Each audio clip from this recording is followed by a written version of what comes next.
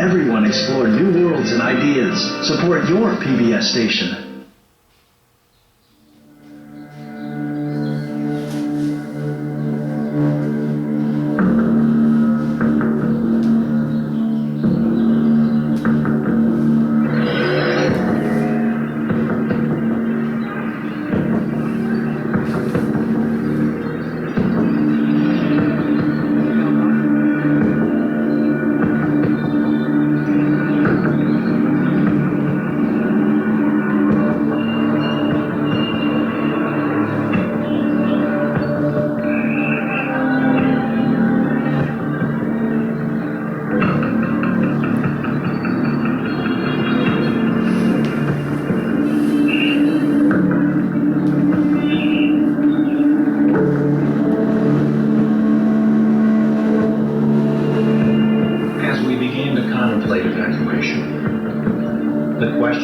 The burning question was, who goes? And who gets left behind?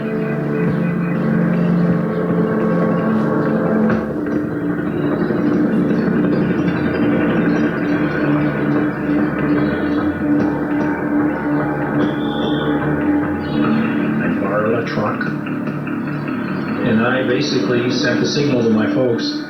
And this meant a group of South Vietnamese majors, lieutenant colonels, and their families to muster at an address in downtown Saigon. I drove down there, they loaded up onto the truck, and I drove them to the airbase. And I had told them, when you hear 3 thumps, that means hold the baby's mouths, don't breathe, don't talk, don't make any noise, because we're going through the gate post. I saluted in uniform as a captain of the United States Army. The guard waved me through, and I drove straight out to the flight line to an aircraft that was awaiting. One Vietnamese colonel that was putting his family on the plane, he had wanted to stay in Vietnam to defend the country. And this full colonel had like 8 kids and a wife. And he was in tears. The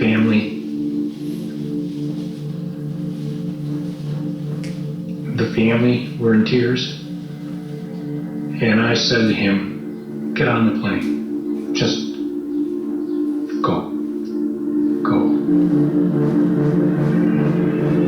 It was a terrible moral dilemma for everybody.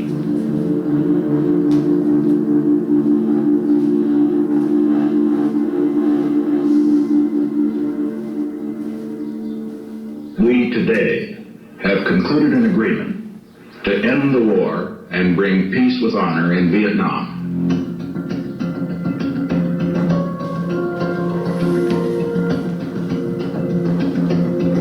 We have adopted a plan for the complete withdrawal of all U.S. combat ground forces.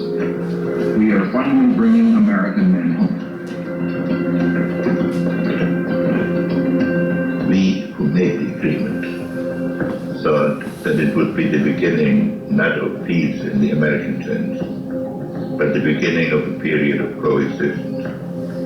This might evolve, as it did in Korea, into 2 states. Reconciliation between North and South Vietnam we knew would be extremely difficult, but I was hopeful. Because of the Paris Agreement, American soldiers were going home. But I was on my way back to Vietnam. I was assigned to Saigon in the first week of August 1973, so about 6 months after the ceasefire.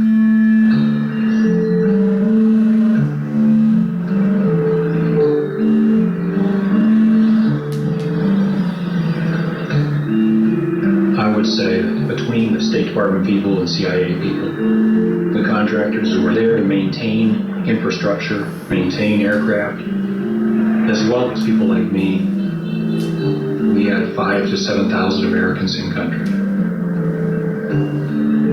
A lot of the guys had Vietnamese girlfriends and wives, in many cases with children. In general, things were eerily calm and in many ways normal in Saigon.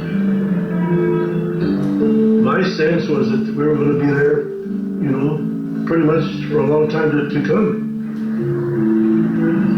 I was assigned to the American Embassy in Saigon. I was in charge of the 84 Marine security guards that were there, making sure that they kept up with their physical fitness training. We were there to protect American lives as well as American property. It was just day-to-day job.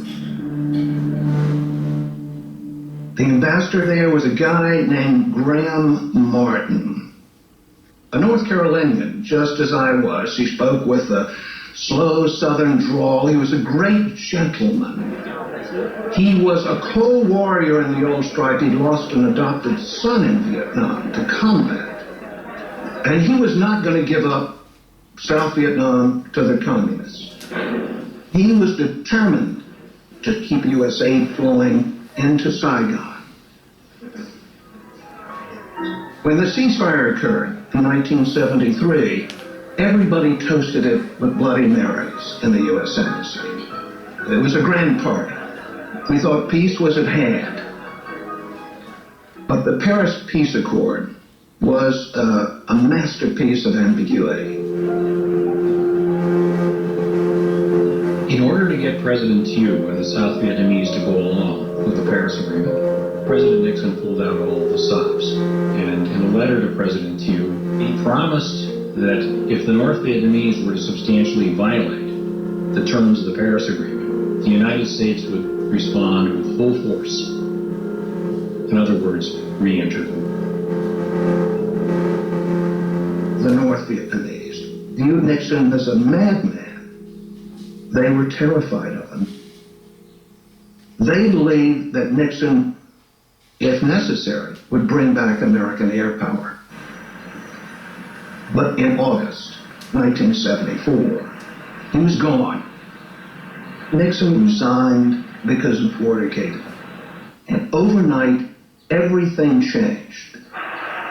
Hanoi suddenly saw the road to Saigon as being open.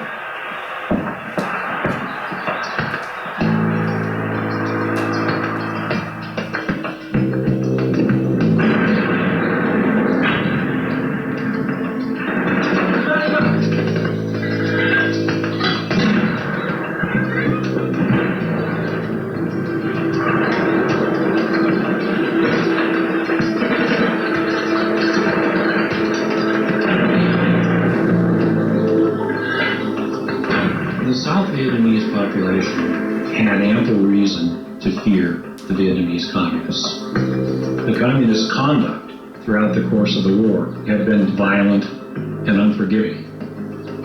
For example, when the city of Hue was taken over by the North Vietnamese, several thousand people on a long blacklist were rounded up. School teachers, government civil servants, people who were known anti-communists, and they were executed.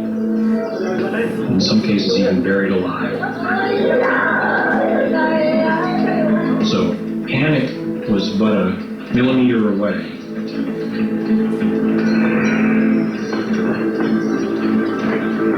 Hundreds of thousands of refugees are in a blind rush to flee even further from the rapidly advancing communists. Bruce Dunning reports. President Thieu broadcast a strong appeal to the soldiers and the people of Da Nang, urging them to stay and fight. Và ngay cả vị tướng chỉ huy đó cũng không biết rõ ý định của ông Tổng thống Thiệu ra làm sao nữa. Và ngày hôm nay thì tin được lệnh là phải giữ Đà Nẵng. Ngày mai đã nhận được lệnh rằng bỏ. As the enemy approaches, the panic has swept from the coastal city's crowded back streets and pagodas onto runways at the airport. Our plane is surrounded here. I don't know how the hell we're going to get out. We're racing down the runway, leaving behind hundreds and thousands of people. They're running along, grabbing at the air stair. We're pulling them on as fast as we can. There's a sea of humanity jamming on. Impossible to stop the crowd. We're pulling away. We're leaving them behind.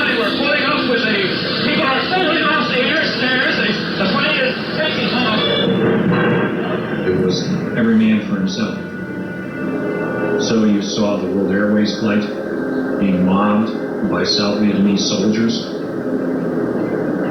You saw ships with thousands of refugees, including lots of soldiers.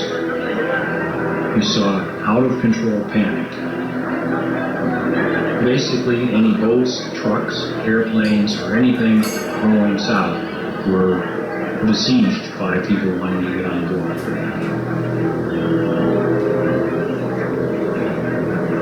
The Americans were gone. And as a result, the house of cards began to collapse. The North Vietnamese decided to escalate at every turn to see if the United States would react.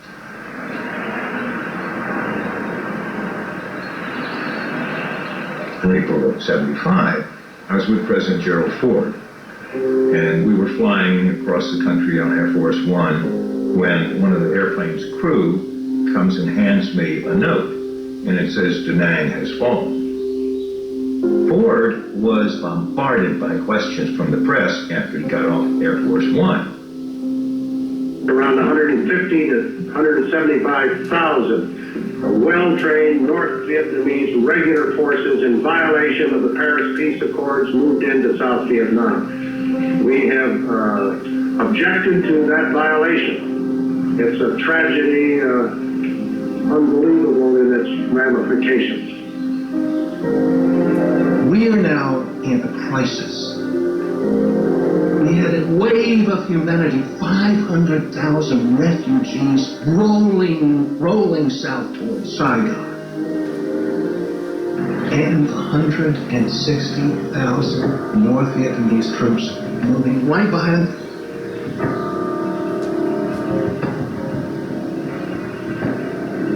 I had become so concerned, I decided to pull our best Vietnamese agents in out of the woodwork to try to see what they could tell us about communist planning, which obviously was rapidly evolving.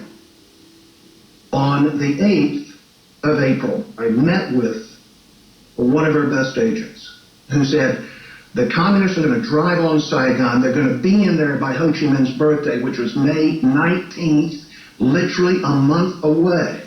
Communist forces in South Vietnam, already solidly in control of 11 provinces, began working on yet another one today, Binh Dinh.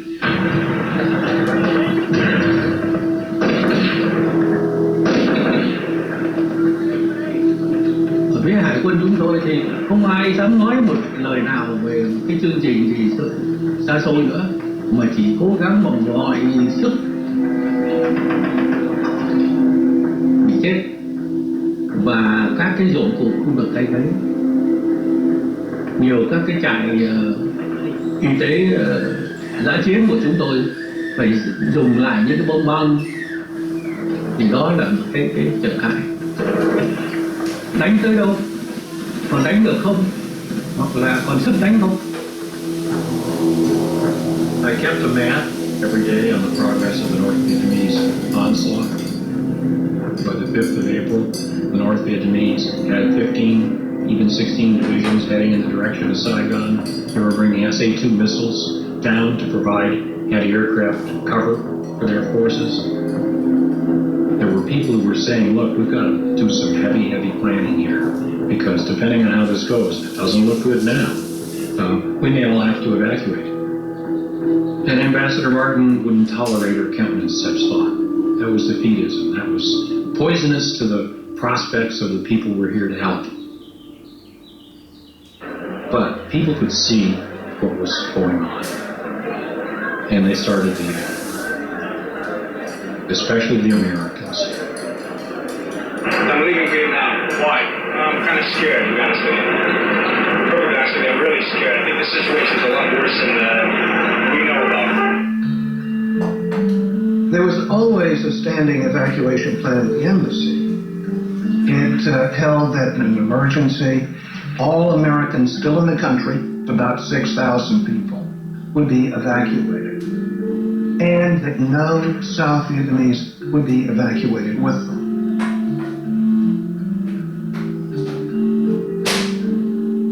I was a student. The school's not closing, but it seems like nobody interested in school anymore. You can't stay here. You can't live with the communists. Especially if you have a connection with the Americans, then you really gotta get out. If we really made up a list of endangered South Vietnamese, the ones who really worked closely with us during the war, this number could be 150, 200,000, including their families, many more than that.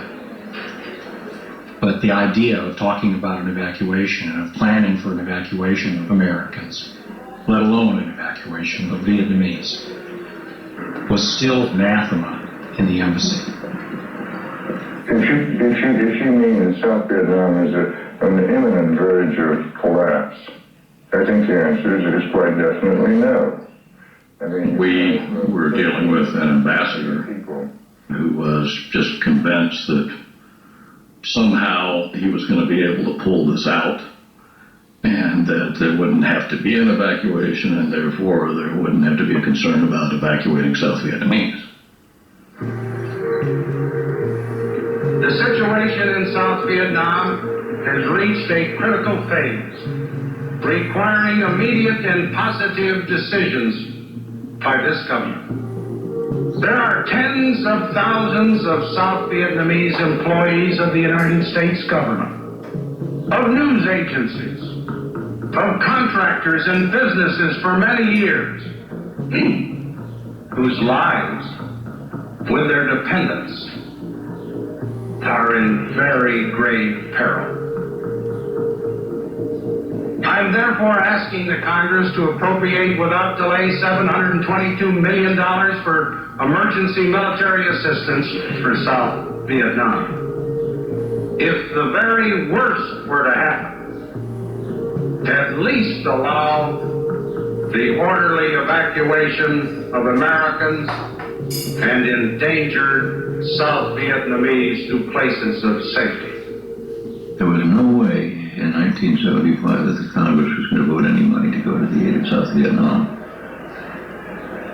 We had pulled out our troops in 1973, and public opinion at that point shifted.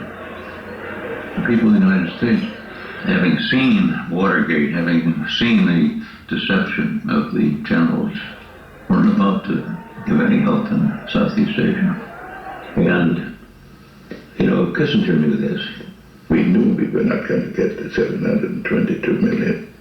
By that time, it made no big difference. But President Ford said he owed it to Vietnam to make a request. We've sent, so to speak, battleship after battleship, and bomber after bomber, and 500,000 and more men, and billions and billions of dollars. If billions and billions didn't do at a time when we had all our men there, how can 722 million save the day? This is the way my map looked mid-April. The North Vietnamese just rolled down the coast. Saigon was clearly threatened.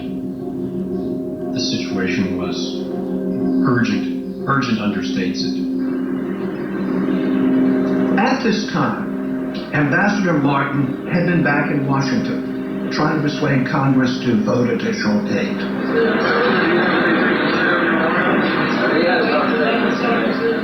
He came back to Saigon, and my boss, the CIA station chief, said, "Go down and tell the old man what's happening." I went in and I said, "Mr. Ambassador, half of the South Vietnamese army has disintegrated. We're in grave trouble. Please, sir, plan for an evacuation. At least allow us to begin putting together lists of South Vietnamese we should rescue." And he said, "No, Frank, it's not so bleak, and I won't have this negative talk." Young officers in the embassy began to mobilize a black operation, meaning a makeshift underground railway evacuation using outgoing cargo aircraft that would be totally below the radar of the ambassador. People like myself and others took the bull by the horns and organized an evacuation. In my case, that meant friends of mine who were senior officers in the South Vietnamese military. As the North Vietnamese came closer and closer to Saigon, these people were dead men walking. I had arranged a signal with my intelligence community friends that if I said I'm having a barbecue, that meant come to a certain pre-designated place and bring your families and only bring one suitcase because we were going to have a party. But it was understood the party meant I was going to get them out. Black ops were essentially violating the rules. In this case, meaning you're not allowed to bring out Vietnamese military people who were under obligation to stand and fight. We were fully expecting if we got caught doing this that we would be run out of country. End of career, do not pass, go. But sometimes there's an issue not of legal and illegal, but right or wrong. The deputy defense attaché moved out Vietnamese personnel and their families to Clark Air Base in the Philippines without any approval whatsoever, without any immigration papers, anything, passports, you name it. And when they began showing up in the Philippines, Martin hit the roof and fired him. But that didn't stop other State Department people who had Vietnamese friends and family members. They continued to organize these makeshift airlifts.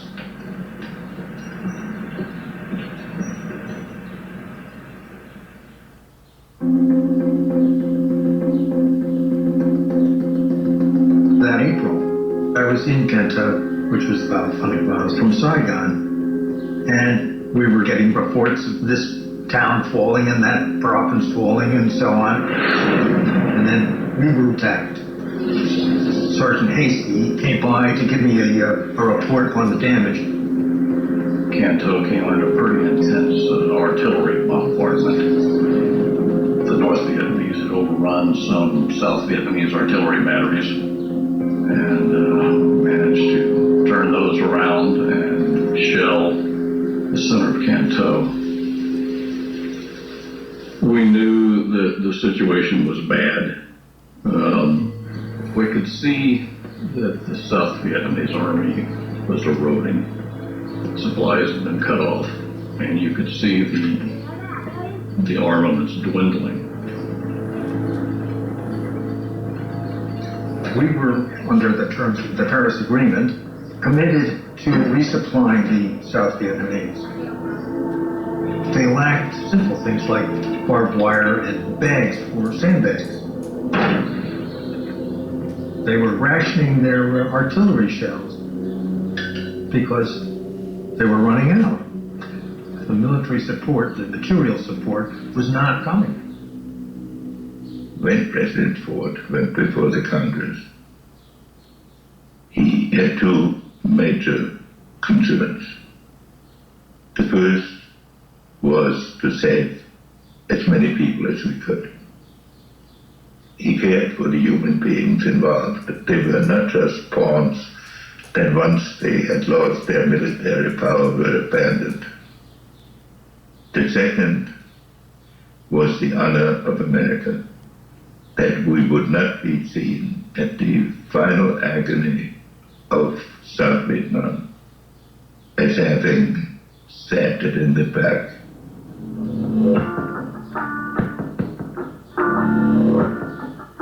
Congress wouldn't pass it. They said no more, no more troops, no more money, no more aid to the Vietnamese. Well, I had to go into President Ford's office to tell him. I had never heard Ford use a curse word in all the time I'd known him. But when I showed him this story, he said, "Those sons of bitches."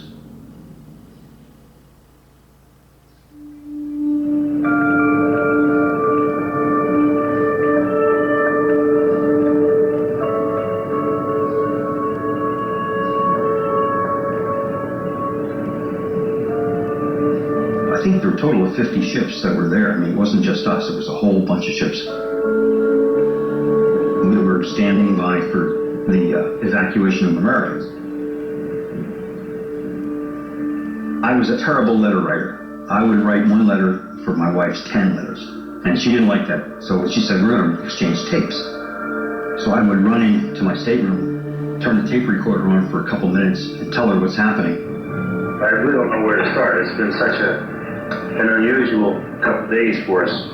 We went with the rest of this huge task force of ours up to about 20 miles off the coast, basically east of Saigon.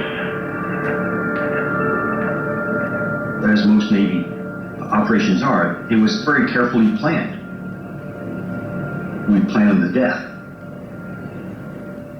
The chain of command for, as I understood it as a captain of the United States Marine Corps, and I think I got it right, is for any evacuation, that decision is the ambassador's decision. Graham Martin is the responsible guy. But the military is responsible for giving him all kinds of plans. And this is how we got into the 4 options.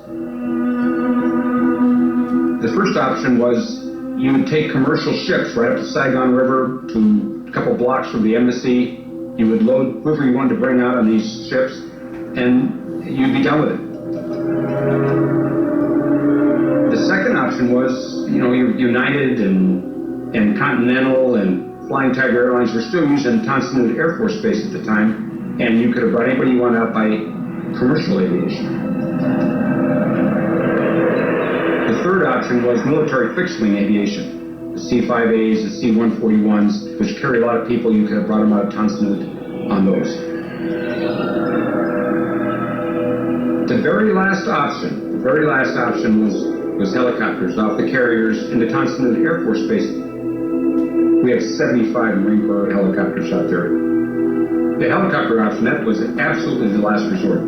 They don't go very fast, they don't carry that many people. That was it. If everything else failed.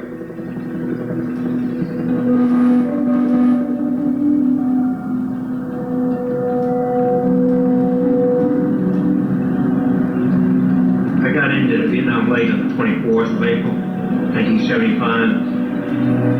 Saigon was full of rumor, of false stories, whether we were going to have the last attempt to draw a line across the country, the Saigon and the South would remain a free republic, all of these things, and it was all churning all around.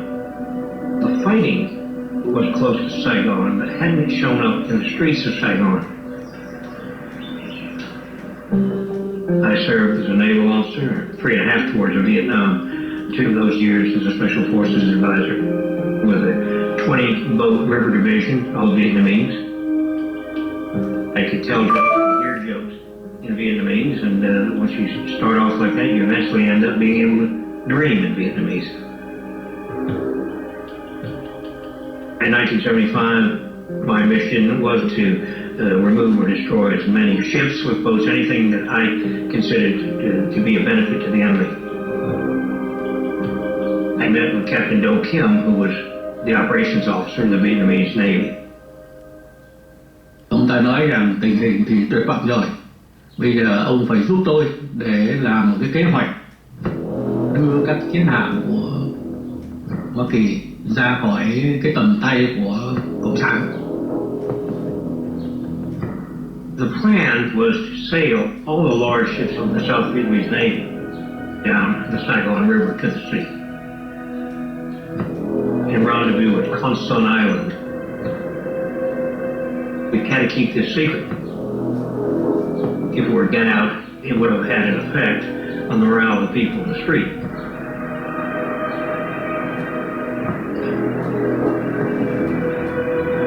We knew that there were roughly 5,000 Americans still in the country. Many of them had Vietnamese wives, mistresses, whatever, just hadn't left. And they were basically letting us know we're not leaving without our families. Finally, we were given authority by the ambassador to bypass the immigration laws and send these Vietnamese out of the country. So then we started an operation basically to get out the Americans and their Vietnamese defendants.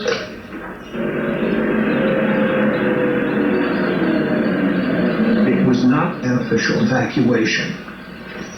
We still had no organized plan for evacuating high-risk South Vietnamese because we had an ambassador who was making up his mind on the wing.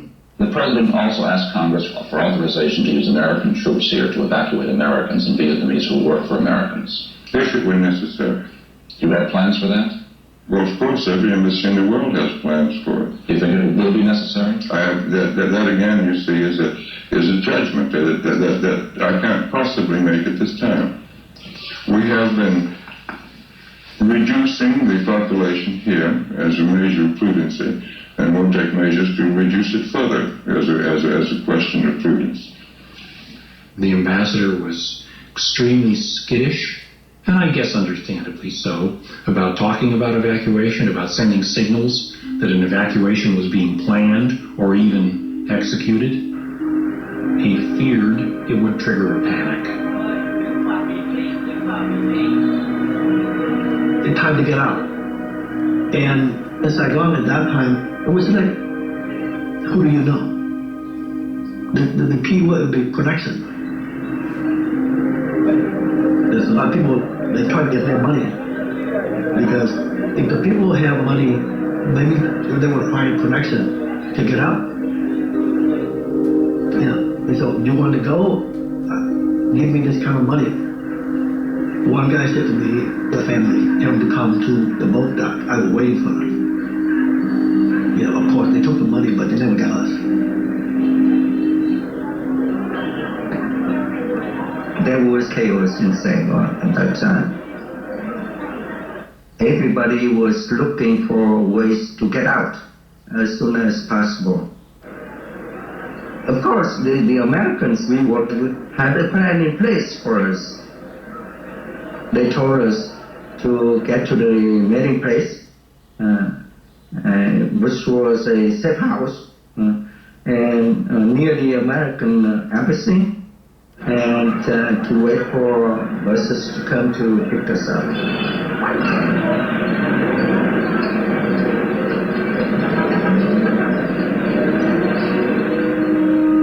If we were going to get people out, we were going to have to make it happen and deliver the Vietnamese to the big airplanes in some form or fashion. And the only way we could do that was keeping the airport open as long as we could.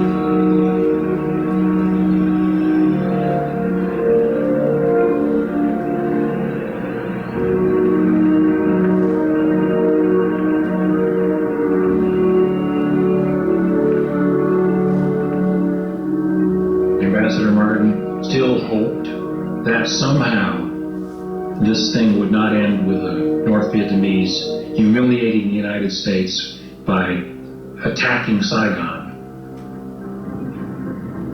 But it seemed like the North Vietnamese had other ideas.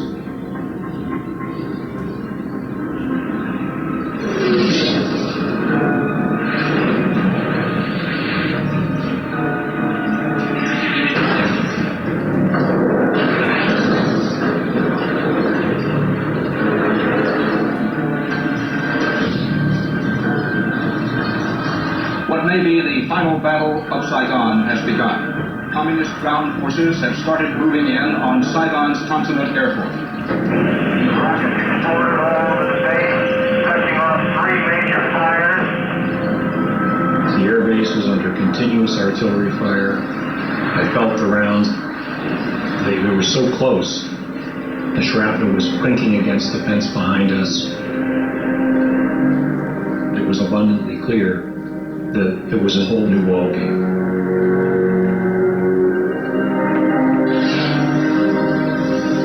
We never expected any trouble out there. And then, of course, fear a little bit set in because now we knew that it really meant business, Were they going to continue shelling Tan Son Nhut? They gave us a warning, Get out. As the sun came up, General Smith, who was our defense attaché out at Tan Son Nhut, contacted the ambassador and said, the plan to use the fixed wing to get a few thousand people out today isn't going to work. And we need to consider that this is it. Option 4, a heavy lift helicopter evacuation. And Ambassador Martin wouldn't hear of it. And he said, I want to come out there. I want to see it. And which he did. He got in a sedan. He didn't lack for guts. There was still rounds coming in. Sporadic. But there was still artillery fire. And he could see that the main runway was full of craters from North Vietnamese artillery. And it was understood that General Smith was not being premature with the recommendation for option 4. Ambassador Martin's concern very clearly, up to now, was that once we start an official evacuation, it's pretty obvious that the game is over. You've got to remember, this is an ambassador who had lost his only son in combat in Vietnam. One becomes pretty invested in that country. He had been holding out hope that some kind of third-party solution could be worked out so that South Vietnam could continue with some form of independence or autonomy. And he was being encouraged to think that this might be possible. But the morning of the 29th, he came to accept the fact that that wasn't going to happen. And I picked up the phone and told Secretary Kissinger to inform the President that I had decided that we would have to go to option 4. When I tell President Ford the airport is being shelled and that it's now time to pull the plug, I mean, it keeps coming back time and again. You really think we have to do it? That's how heartbreaking it was for him. He finally, reluctantly, gave the go-ahead for the final evacuation. This is the American Forces Vietnam Network. The prearranged signal for the evacuation was broadcast on American radio in Saigon. The message was the temperature is 105 and rising, and then Bing Crosby's White Christmas. And sure enough, about 10 o'clock in the morning, I believe, on the 29th, there was Bing Crosby on the airwaves.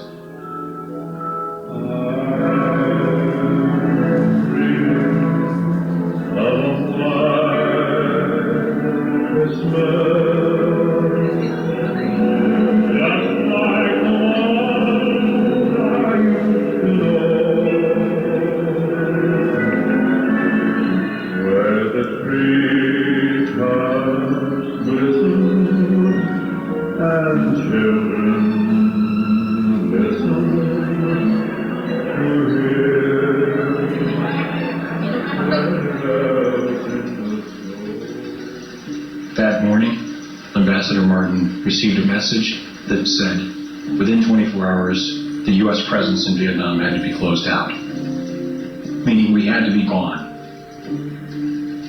It was obvious that there was a need for a hasty plan to be developed for a helicopter airlift out of the embassy to the fleet.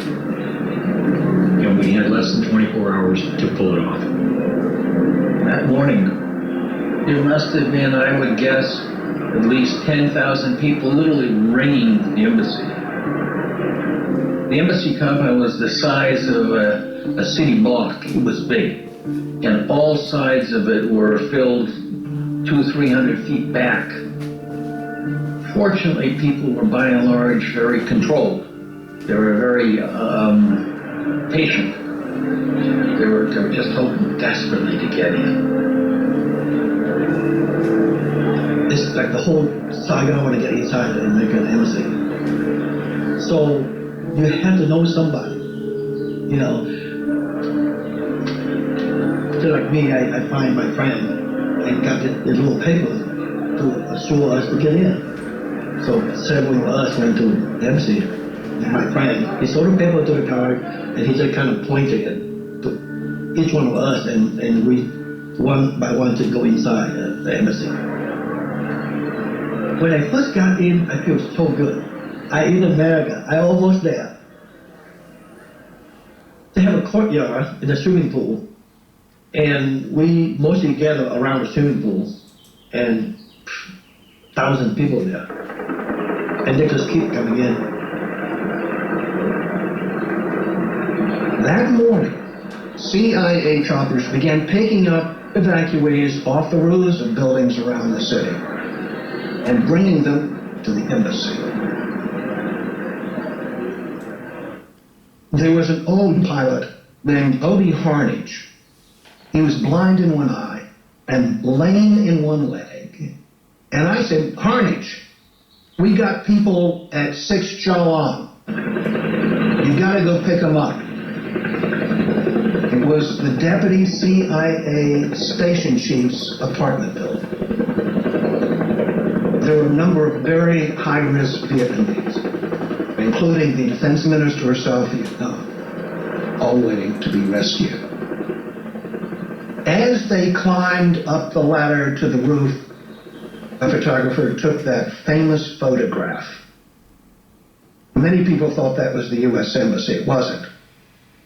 But it indicated to what extent chaos had descended on this entire operation.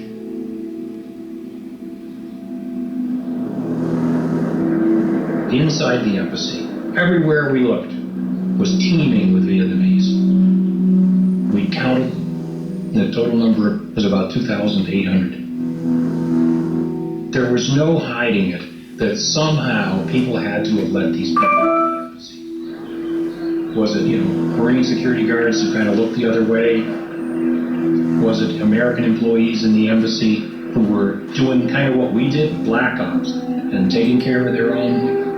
We never got to the bottom of that. And frankly, we never pursued it. One of the Marines said to me, we should take out the tailor. There was a tailor who made all our civilian clothes. So I said, why don't we take out the cook too? He said, well, you should take out the cook too, and all the other cooks.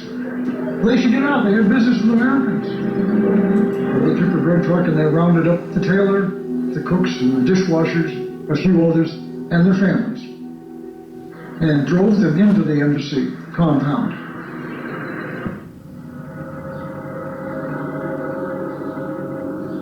There was in the parking lot of the embassy a great tamarind tree, which the ambassador had often referred to as steadfast as the American commitment in Vietnam. The CIA station chief that last morning said, Mr. Ambassador, we have to cut this tree down. You could not land any large helicopters on the parking lot unless the tree and all the shrubbery was all gone. The ambassador had resisted us cutting that tree because he did not want anybody to be alerted that we were doing any sort of evacuation, or we're going to do any sort of evacuation. He was upset, but finally he succumbed, to just common sense and gave up his, I guess you could call it a dream, and we cut it down.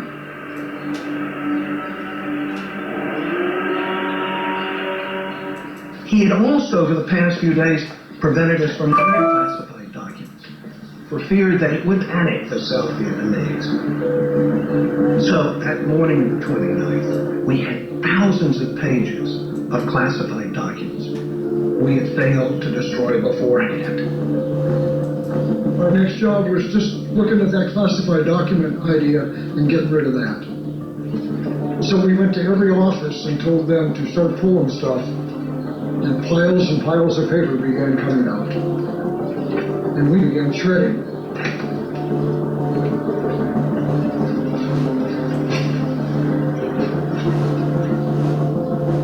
small building where we handled the pay for the Vietnamese who worked for the embassy. And in this building, there was over $1 million in U.S. currency. So we had to send a message to the Navy, who sent it to the Treasury Department, who came back and said, destroy it. So I assigned a few Marines to get rid of money. And I said, oh, by the way, we're going to lock you in there. It took them 8 hours to burn $1 million. That morning, fear and desperation were the order of the day. That I had a job to do. It was an important job to do, I thought, to deny the enemy the South Vietnamese naval ships. Thì ông nói rằng đại tá Kiểm, chậm lắm rồi, ông phải ra đi ngay. Thì lúc đó cái kế hoạch của chúng tôi là thứ nhất là bỏ hết tất cả các sự sửa chữa thông thường và chỉ chú trọng vào các cái bộ phận chính của một chiếc tàu, tức là máy tránh. Nếu mà một máy cũng tính là chạy được, thay vì 2 máy, nhưng mà một máy chạy được cũng được, một máy điện cũng chạy. We had expected, frankly, a longer time period to get ready. We had been told by people in our intelligence community that we might have as long as the 4th of May. But the North Vietnamese were closing in quite tightly, and clearly it was time to send the signal to leave. Thì chúng tôi có chừng khoảng 32 chiến hạm lớn, có 30 chiến hạm lớn có thể đi được. Cũng tính với lại ông Armitage rằng tôi sẽ cố gắng cho họ thủy thủ đoàn ra đi càng đông càng tốt. Thì tôi nói thủy thủ đoàn chắc chắn sẽ đi, nhưng mà còn gia đình của họ sẽ không đi nếu không có gia đình họ đi theo. I knew this, but I didn't know how many civilians were going to be aboard. I had no idea. Nó quá cái nhiệm vụ của tôi. Trên tôi còn có những người cao cấp hơn tôi. Tại sao họ không làm? Thế nhưng mình cứ thấy là đó là cái nhiệm vụ của mình thì là làm. Và khi đã làm thì phải làm cho chót. Thì trong khi cái sự mà tính là làm cho chót đó đôi khi vượt quá cả cái nhiệm vụ của mình, nhưng vẫn làm, vì cái đó là lẽ phải.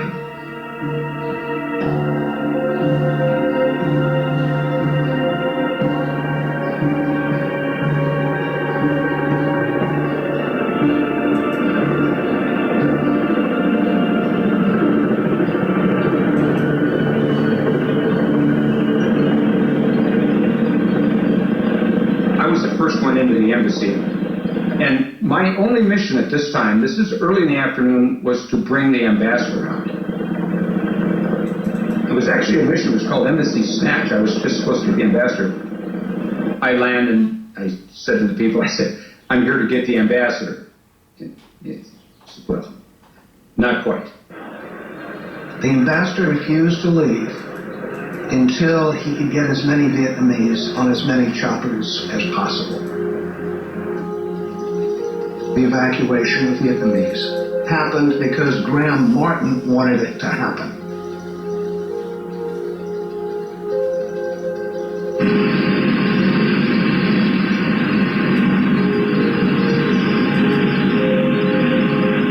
So they loaded some Vietnamese on my helicopter. And because I'm supposed to have the ambassador on board, we go right to the command ship, the USS Blue Ridge. We land on the Blue Ridge. General Kerry comes out, wants to know where the ambassador is. He said, well, he didn't get on. I mean, I don't know who I'm supposed to tell, but I told everybody I was supposed to get an ambassador, but the ambassador didn't get on. So that starts the lift. Like I say, we have 75 Marine Corps helicopters. You and your wingman would fly into the embassy, get your passengers loaded, and fly back out to the ships.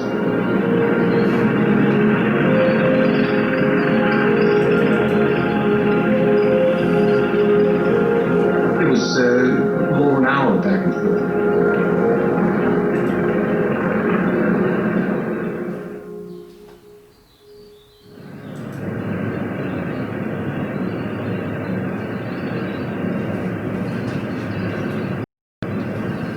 On the USS Kirk, our mission was to protect the helicopters moving from the embassy out to the aircraft carriers and back and forth. We were very close to the action.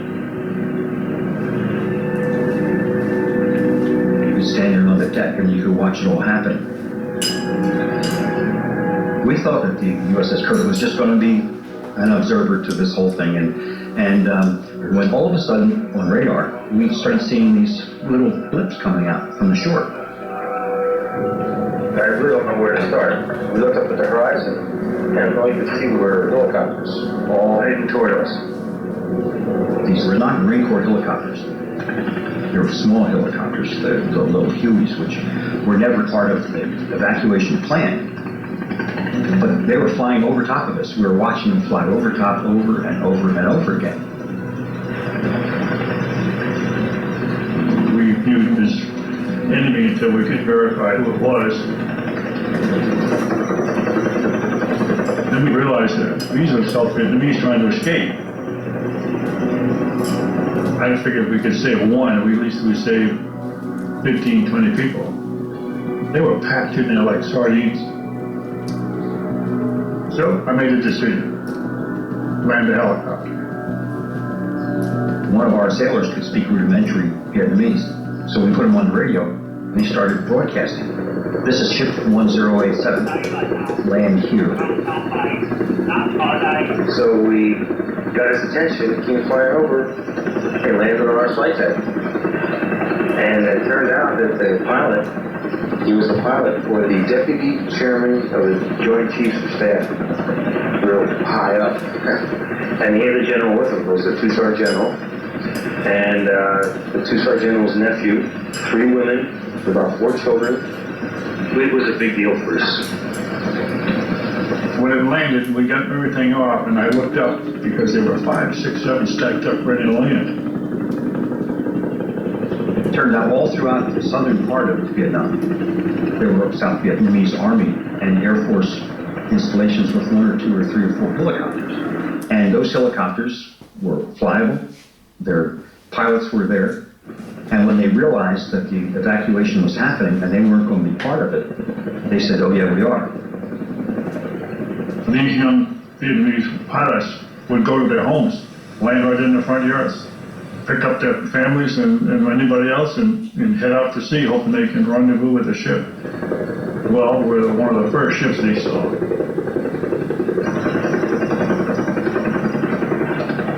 Our flight deck will only take 1 helicopter at a time landing. There are no wheels on them, you just have skids. We couldn't think of what else to do, and these other planes were looking for a place to land, so we just physically pushed them. Of course, this was a big old helicopter, thousands of pounds, so we had to figure out how to get it 15 feet over to the edge of the flight deck. You don't have time to think about what you did, you just had to do it. So we opened up our flight deck and they began to land, one right after the other. Some of them were shot at, holes in them.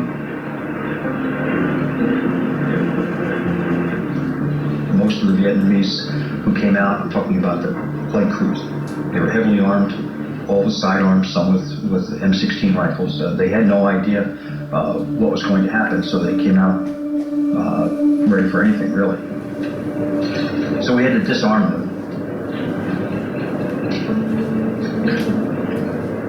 None of them had ever landed on a ship before. They were Vietnamese Air Force. Everybody had a gun. Took all the guns away. Then about 5 minutes later, another one came in and landed. And we pushed his airplane over the side.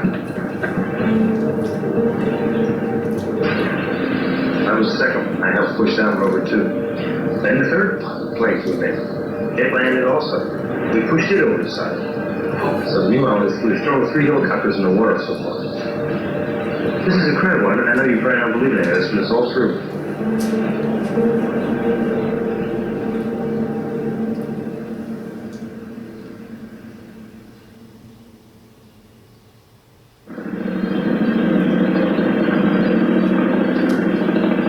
By late afternoon, the chopper float at the embassy really started.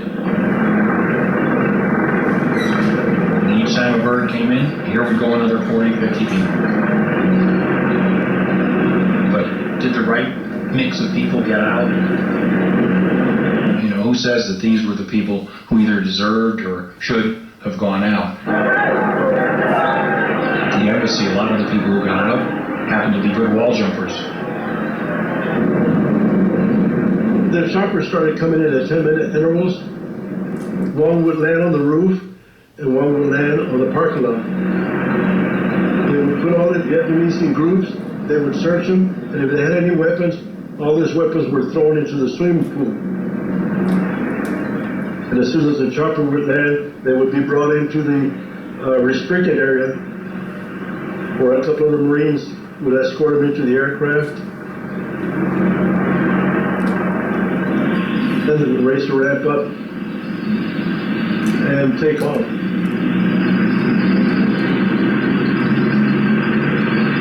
I remember I told to my friend and said, "Oh, it's our tunnel. We're almost there," so we're all excited. And I remember very distinctly that every time a helicopter coming down, it just blew us away. We had to duck down to fight with the wind of the chopper.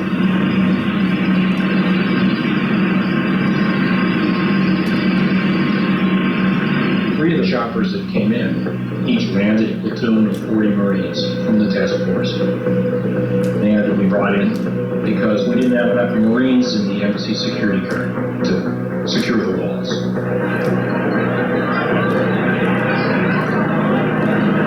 I went with my wife to the embassy.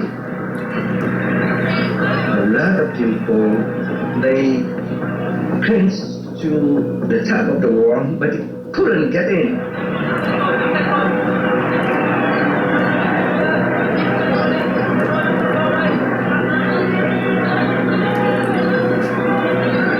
Each gate was besieged like that, although the side gate was the principal place where they came.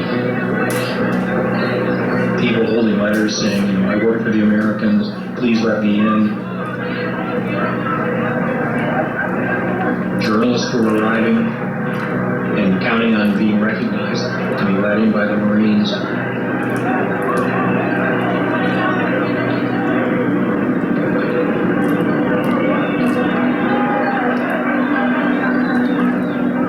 There was a sea of people wanting to get out by helicopters, but they looked up at the helicopters even, and you could see their eyes. That's good eyes.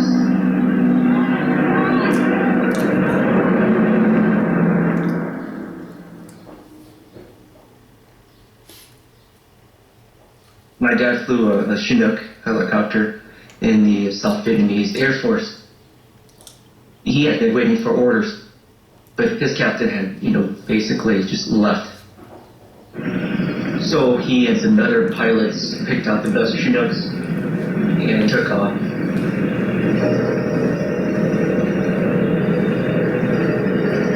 He said it was the Wild West at this point. Just you and your horse, and you just do what you have to do to survive and take care of your family. He had given my mom a heads up that if she did hear a Chinook coming, to get ready. I was 6.5 years old.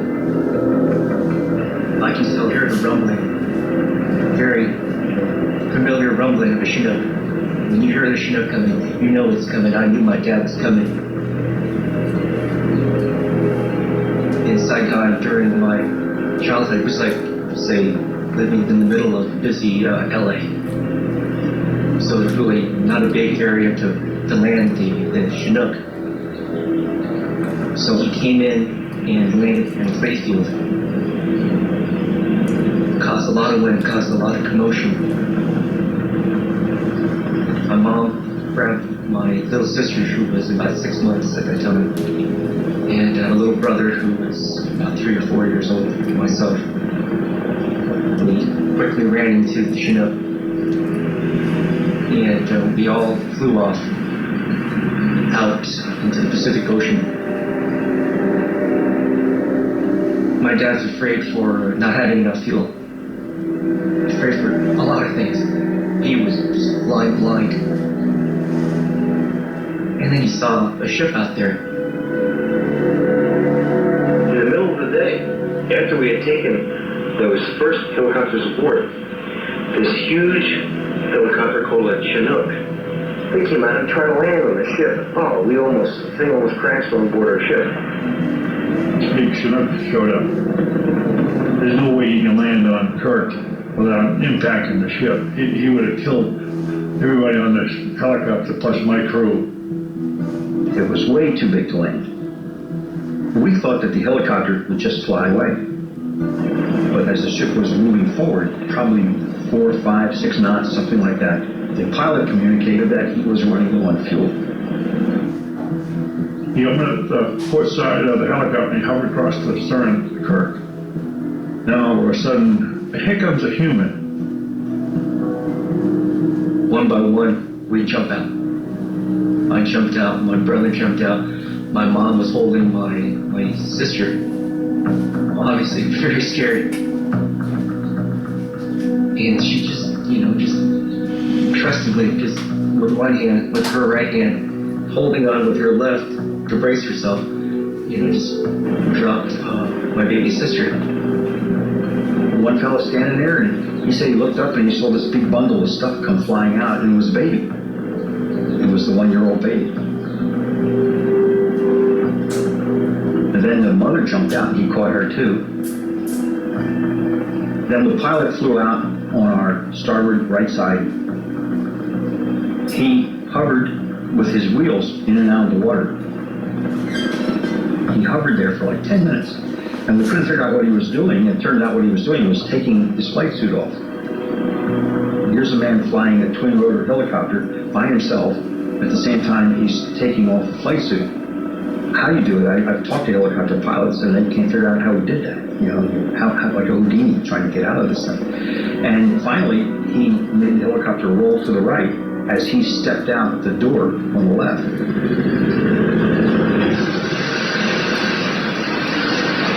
Just thunderous, loud noise. The shrapnel's just blowing up. Suddenly, just quiet. And he pops up, and he's alive. And he swam away. The helicopter was only about 20 feet from him when he hit the water. It was amazing. We went out, picked him up. He was no worse for the wear. He was a little bit wet. Well, one unfortunate thing is he had some small bars of gold, which was all his worldly possessions, that were in his shirt pocket that sank. So he lost everything. He didn't own a thing but his underwear when he finally came aboard the ship. He was a tremendous pilot. The guy was just so cool and calm. We've so far taken a total of 17 helicopters. We ended up with 157 people aboard the ship.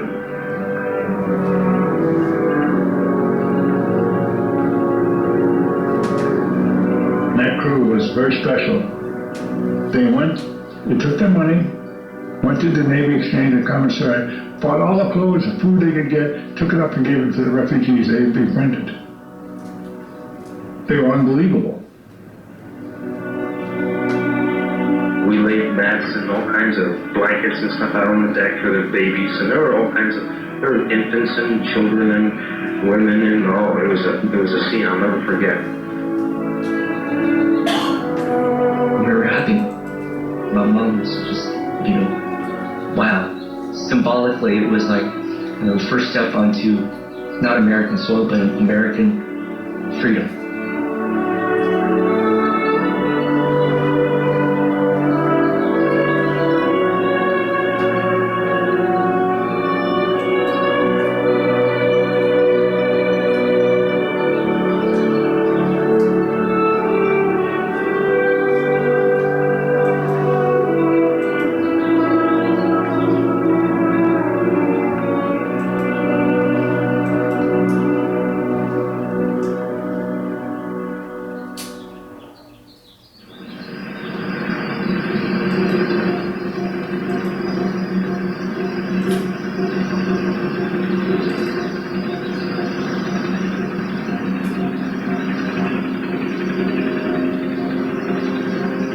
When we started the evacuation, we were very, very excited about it.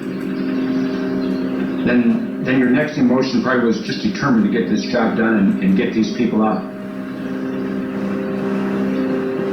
And then later as it went on, you became fatigued and frustrated that you could never make a dent in the amount of people that were coming out of the embassy.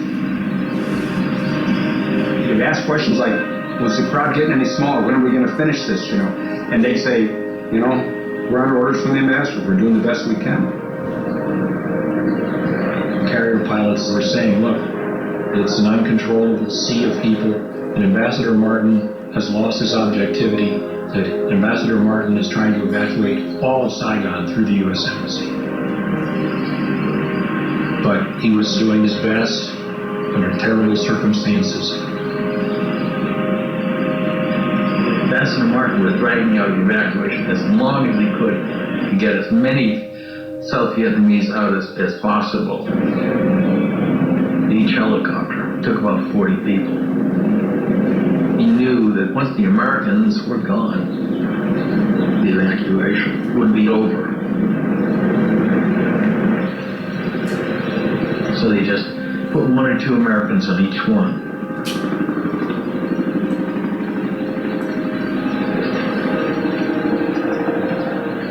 You're very tired, and you're not seeing the end of this thing. So I got the word out, you know, we could use some help out here. We have 75 helicopters. And the word comes back, no, Marine pilots don't get tired.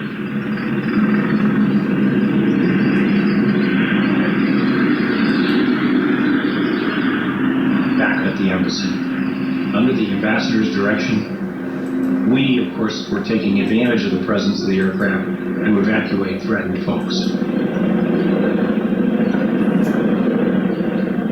But there were other independent efforts to get people out. Several of us at the embassy agreed that we would drive vans down to the docks on the Saigon River.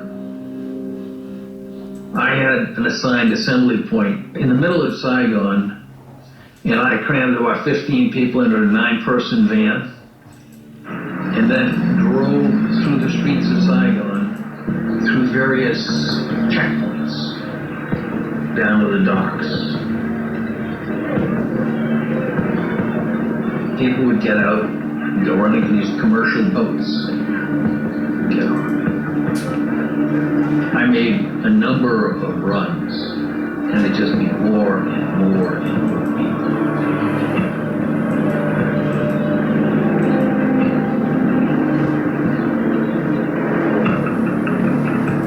Finally, as the sun was going down, we were running out of light.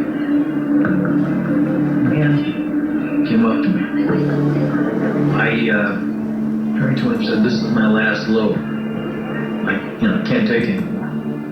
I said, "Well, get your family." He said, "Can't do it. My family's too big. My family's too big."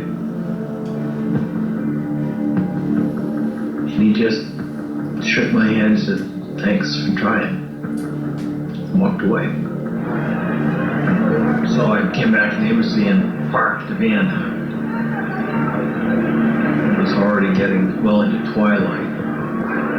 Got my way through the crowd. It was a big crowd. I had nothing more I could do. So I went to get on the helicopter, and Ambassador Martin pulled me out of line. He said, "I know what you've been doing. I know you've been out there. You've been talking. I want to thank you." I thought it was a kind gesture. By that time, it was definitely dark. The lights of the helicopter inside radiated very clearly. I sat down, looked around. I was one of maybe 2 or 3 Americans. The rest were all Vietnamese. And we flew out.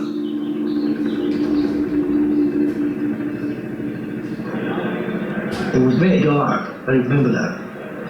And people started to elbow each other, trying to get to the front line. And that's when the captain had to start to speaking to us in Vietnamese. Không ai sẽ bị bỏ lại. Nobody is going to be left behind. Tôi ở đây, tôi không bao giờ bị bỏ lại. Then he said, when you are in American embassy, you are in American soil. I promise, me and my soldier will be the last one to leave the embassy. So after that announcement, everybody feel relaxed. Literally, we totally relaxed. We have nothing to worry about. Yeah. We were told that the North Vietnamese tanks were coming very close. So we in the White House asked the Defense Department how many South Vietnamese were left inside the embassy compound. And then we calculated how many helicopters it would take to get them out. We told Martin that he had to be on the last helicopter. All I know is that in Washington, there was confusion about the numbers on the ground. At 1 a.m., there were 1,100 people left to evacuate. After we'd had a flurry of choppers and cleaned out more than half of them, and there were 420 people left, we received an order from Washington that the lift was over other than the extraction of the remaining Americans. About 4 in the morning, I land on the USS Blue Ridge again. So General Kerry comes out and gives me an apple and a cup of coffee or something and says, "We're under orders from the president. You got to get the ambassador out." So we fly in. I land on the roof exactly at 4:50 in the morning. I said, "I'm not leaving until the ambassador's on board." One of the Marines lowered the flag, pulled it up, and escorted the ambassador up to the landing zone up on top of the embassy, and he gave him the flag. And that was it. Major Keane came to Colonel Madison and said, "No more, only Americans from this point on." And Madison said, "The hell you say? We've got these people over here." And Keane said, "Sir, not going to happen. It's a presidential order." And Madison said, "I'll take this up with the ambassador." He was very hot under the collar. And Keane said, "You can't. That's him," and pointed to the CH-46 that was just flying away.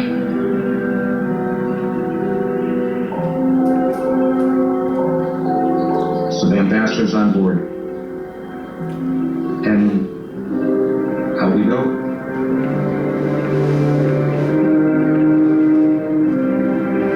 We land on the Blue Ridge. 15 or 20, maybe 25 people get off with the ambassador. And that was the end of it. It flew 18.3 hours straight through. Graham Martin looked very tired, extremely haggard. I mean, he looked like, I'm sure the pressure was immense. What time were the cease evacuation? Cease evacuation? We could still be flying if we hadn't got the ambassador out because he refused to stop the lift. Like about 3:45 minutes.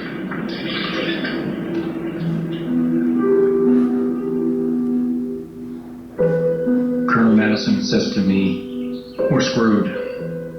Stu, you stay down here in the parking lot and keep these 420 people warm," meaning if they see us all leave at the same time, they'll panic. "And then make your way to the roof. We gotta go." And he was very angry and very disappointed. So they disappeared into the embassy, and I went to where the remaining Vietnamese were waiting and told them, "Thôi đâu có lo, không được lo. Trực thăng lớn sắp tới, big helicopters about to come." And waited a few minutes. Then I saw a chopper take off, and I thought, shit, was I supposed to be on that one? So I looked at the Vietnamese and I said, "Xin lỗi, nhưng mà mắt đáy đi. I gotta take a leak." And I left into the shadows. I made my way around in a circuitous route and went into the embassy. I thought about how this really, really was wrong. I thought maybe I should just say I'm not leaving till they go, because I promised them. And then I said, don't be a fool. Maybe they've started shooting down helicopters for all you know. You're not going to get anybody else out. It's a presidential order. This decision has been made. So I got to the roof and the CH-46 alighted on the rooftop. Put its ramp down and we got on board. As it took off, the door was open. And down in the parking lot, I could see the group of 420 of them. They were right where we had left them marshaled on this little patch of grass. I felt absolutely awful. It was just so serious and deep a betrayal.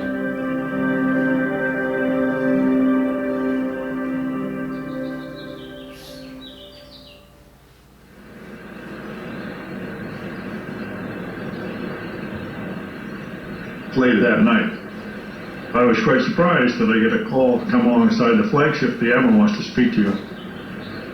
And my first reaction as any CO is, what did we do? Not realizing we had been picked for a special mission. We were supposed to pick up this person. He was 30 years old, came aboard, civilian clothes, and the captain was just told to take his direction from this guy. I went aboard the Kirk and met with Captain Paul Jacobs. And the first thing he said to me is, young man, I'm not accustomed to strange civilians coming aboard my ship armed in the middle of the night. I said, Captain, I assure you, neither am I. He smelled like a naval officer. You know, one officer can smell another one. So I looked him up in the blue book. He's a graduate of Naval Academy. So from that point on, we were fine. What do you want to do? And we worked together as a team. We steamed out to Constantinople, and we could see on the radar display that there were a lot of blips. And I remember dawn breaking, the sun coming up, and seeing what I had seen as a radar display in person.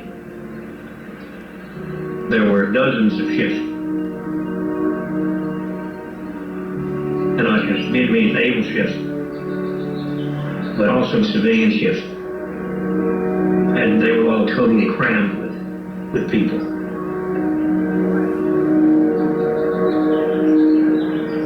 There are no words to describe what a ship looks like that holds 200 and it's got 2,000 on it. I don't think anybody really understood the magnitude of it until we looked at what we got in front of us. It looked like something out of Exodus. Our mission was to help the ships into international waters. But now they had all these people. My reaction is, how the hell are we going to do this? Most of the Vietnamese Navy ships were dead in the water. Some were anchored, some were just adrift. So we sent over our engineering technical people to see what we could do to help them and get them underway. We had worked a plan out to sail two ships to the Philippines. And the Kirk was going to escort them. But the fact that they're going to be crammed with an unknown number of civilians was somewhat problematic. The U.S. government already had a refugee problem with the U.S. naval ships. This was another 30 or more thousand people to deal with. We were up all night talking about it. And I'm convinced if we sent them back or took them back, they would have killed them all. And Armitage decided to bring them. He didn't get permission from Washington to do that. I thought it was a lot easier to beg forgiveness than to get permission. So the decision was made, and they all went with us.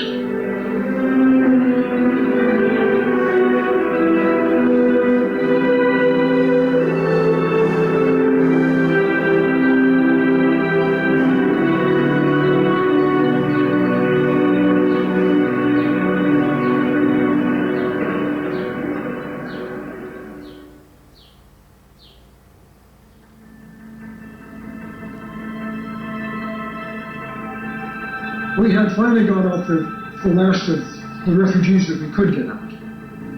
Now, we had to evacuate the Marines. They were all inside the embassy building, except for us. I was still on the embassy grounds with two of my sergeants, and I said, you two stay right with me. Don't leave my side.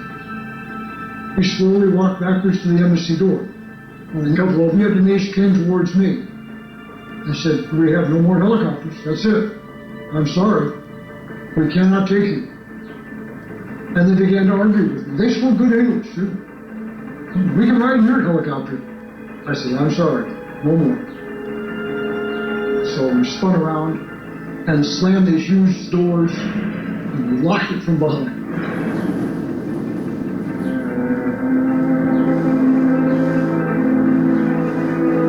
I kind of fall asleep off and on, but what gets me woke up is the noise. It's a different noise. So I kind of woke up. And the first thing in my sight was, I didn't see that soldier there anymore on that wall. There were people throwing blankets or jackets and materials over the barbed wire so they can climb over the wall to come in. It was like, where are the soldiers? We were going up the stairs. And below me I could hear feet running on the stairway. When we got to the roof, Master Sergeant Valdez was there. I said, you got everybody? Yeah. I said, man, there's somebody chasing me up those stairs. There were wall lockers up on the roof and those big fire extinguishers with wheels. So we tilted all those wall lockers and the fire extinguishers, put them against the door. There was a little window there that we could see them in there. All the Vietnamese trying to get to the roof. The Marines started going out as choppers came in. And then all of a sudden, choppers all ceased. There was 11 of us still left there.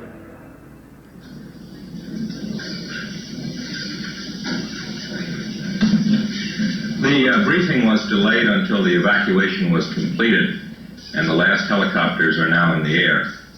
The President commends the personnel of the armed forces who accomplished it, as well as Ambassador Graham Martin and the staff of his mission, who served so well under difficult conditions. We were told that Martin had left on the last helicopter and that the evacuation had ended. I'm confident that every American who wanted to come out is out. So we held a briefing. Well, it turned out not to be the last helicopter because there was another horrendous screw up. There were no helicopters. You know, we were just kind of sitting down around, looking at each other, wondering, you know, what's going to happen here, you know, whether they truly had forgotten about us.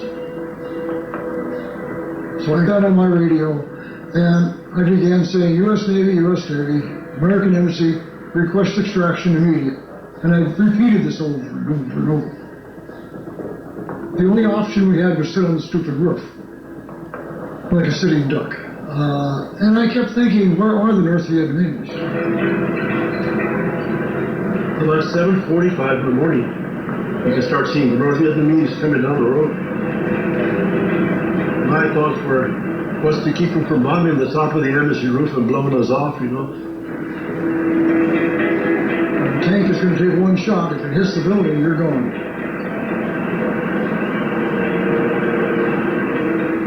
So I didn't like the idea of being up there, but where else are we going to go? Finally, I looked out and I saw a black dot. When that chopper landed, I told the Marines, go, get in. I was the last one out. And as I was putting my foot on the ramp, I fell down, and I'm just hanging on, and the ramp's going up. The ramp's closing, and I did what I was trained in my first tour, count. So I went 1, 2, 3, 4, 5, 6, 10, 10. 1, 2, 3, 4, 5, 6, 10, 10. And the first crew chief was said, put it down. I knew I was missing one man. I remember looking at the ramp and 2 hands were over the top of it. So the Marines just kind of grabbed me and then just pulled me in.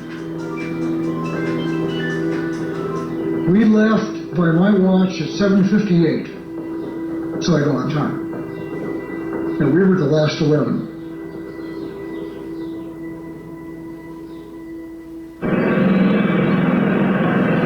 My cameraman Neil Davis and I decided to stay.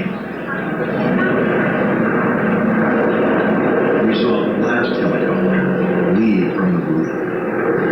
We then tried to scramble into the embassy ourselves.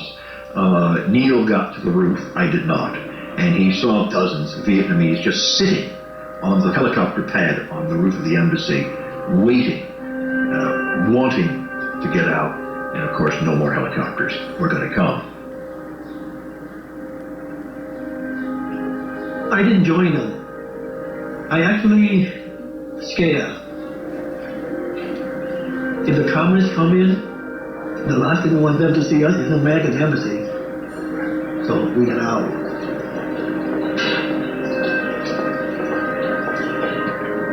People were coming in and out of the building. Literally anything that could not be fastened down or was not fastened down was being taken away. Any souvenirs from the ambassador's office were taken away. Almost brick by brick, the embassy was being dismantled. Extraordinary looting. But more than that, I think it was just frustration and anger and an opportunity to get back perhaps at the Americans, because in the view of many in that crowd that day, we had deserted them.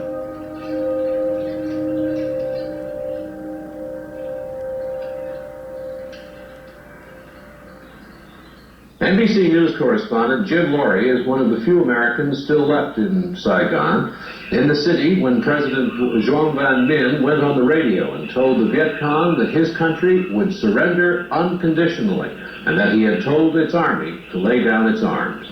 Here from Saigon Radio Hookup is Laurie's report on the surrender. In the words of General Minh, we are here to hand over the power of government to you in order to avoid bloodshed.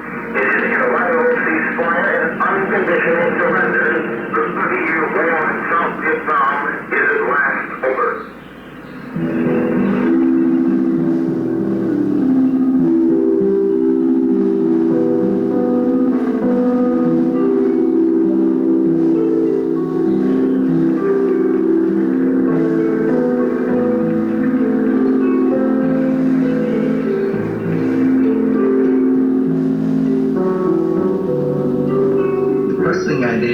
To destroy my documents, my badges, just keeping the civilian ID, and then I went around Saigon.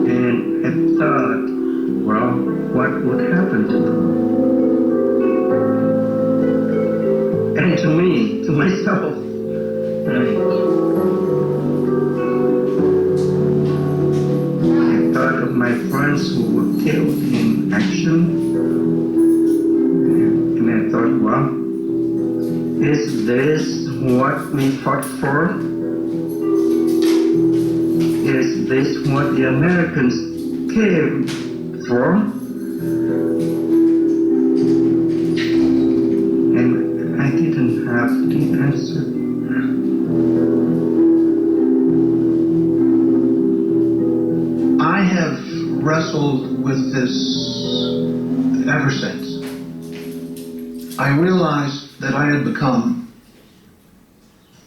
the quintessential American in Vietnam. I had all these causes, all these big things I was doing. I was trying to get the truth back to Washington. I was talking to agents, trying to persuade the ambassador. And I forgot that what was at stake were human lives.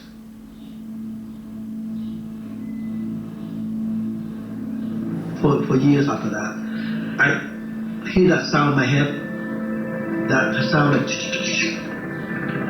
in the middle of the night, I just jump up. I thought the helicopter come pick me up.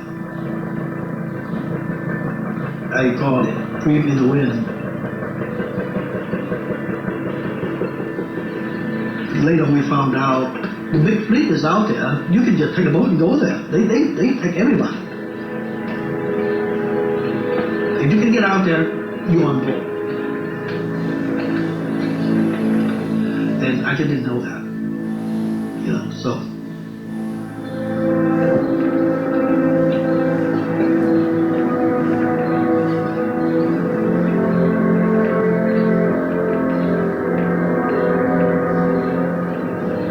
As we approached the Philippines, our refugees, there was a big problem. They wouldn't let us in. And the reason they wouldn't let us in is because the government there had recognized the new regime in Vietnam. And these Navy ships we were escorting were all flying South Vietnamese flags. And the solution was to reflag all these ships, these American ships. Thì chúng tôi có trình với lại đô đốc của cái đoàn tàu để thất hạm đội. Thì chúng tôi có đề nghị làm một cuộc lễ hạ cờ của chúng tôi xuống và kéo cờ của Hoa Kỳ lên.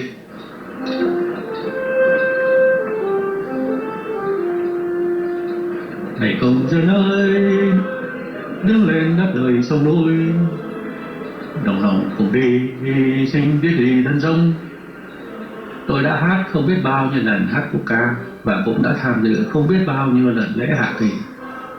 42 tuổi là những con sói già ngoài biển rồi mà cũng không cầm nổi nước mắt. Thế trùng lại mới thấy thống thiết rằng lúc này đúng là mình đã mất hết. They lowered the Vietnamese flag, people crying. It was very emotional for them to lose their country, their flag, their ship. Everything's gone. And then we raised the American flag. We tried to do that with as much dignity as we could.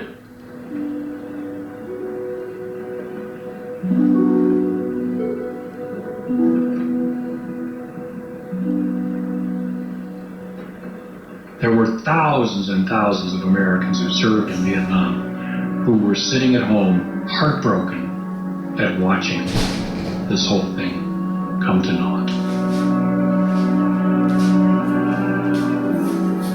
The end of April of 1975 was the whole Vietnam involvement in a microcosm. Promises made in good faith, promises broken. People being hurt because we didn't get our act together.